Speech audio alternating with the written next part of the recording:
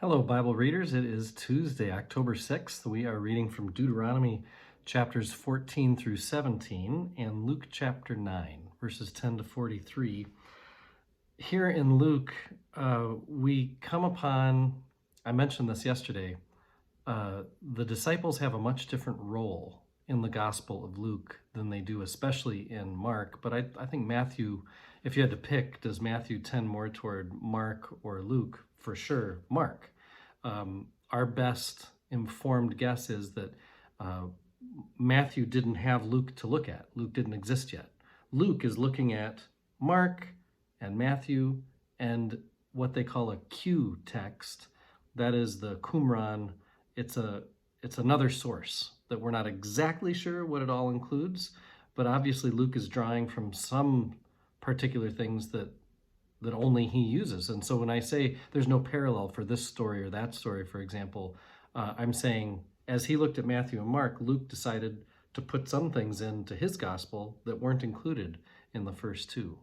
And so not only does he have his own stories, but he has his own perspective on especially what the disciples are about. And so here we've got the feeding of the 5,000, we've got Peter confessing, we've got the transfiguration, and all of these are they're meant to be more instructive to the disciples than they are meant to be stories for readers or listeners to learn about who Jesus is.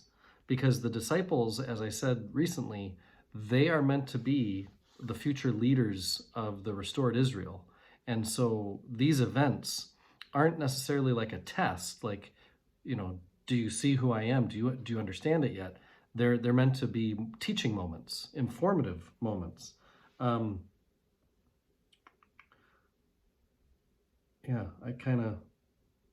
just recapped everything that, I could have just read it to you, but it's more interesting to hear me say it maybe. The other piece about this is disciples are not to control the holy, but they are to respond to the holy. That's why they're told, listen to him in the transfiguration. That's an important piece of Luke too, that, even though your faith, this faith of Jesus shared with us, gives us access to salvation, faith saves. That doesn't mean we necessarily have control as much as response.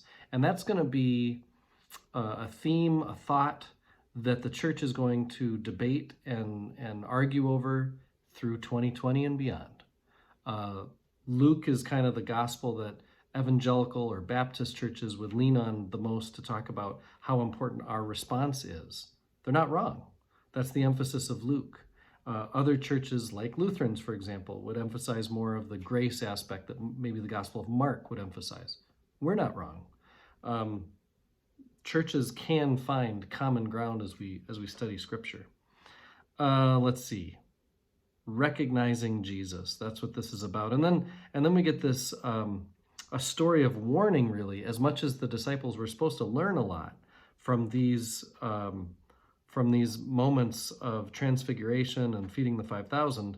They show they haven't learned everything they need to learn as they get to this demon-possessed child story. They've shown Jesus could pick anybody to do what he's picked the disciples to do. They have not shown the power, and they have not understood yet the mission. The greatness of any of them derives not from themselves, but from the mission of representation on which they've been sent. And so again, this is a way for the author to show these disciples aren't necessarily special to have been chosen, but they have been chosen to be leaders later. In Deuteronomy, we've got dietary laws, the name of God being held up as very important, sacred time. A lot of these things we read about in Leviticus already, but we're hearing it again in a different way, at a different time in the history of the Israelites. And so we hear more about Sabbath and sacred time. Time is a gift as much as space, as much as land is.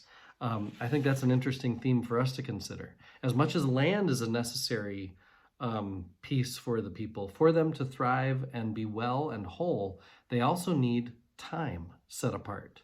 And so there's a whole part of Deuteronomy devoted to that. Festival calendar is lifted up. And the gift of continuity from generation to generation, from year to year. And then finally, public authority and leadership. How do people get it? What do they do with it? Who are judges, kings, priests, and prophets called to be? And how are they to behave? What is their role within the community? We get all those pieces today in Deuteronomy. I am one with my God. My God is with us, all of us, at all times and in all places.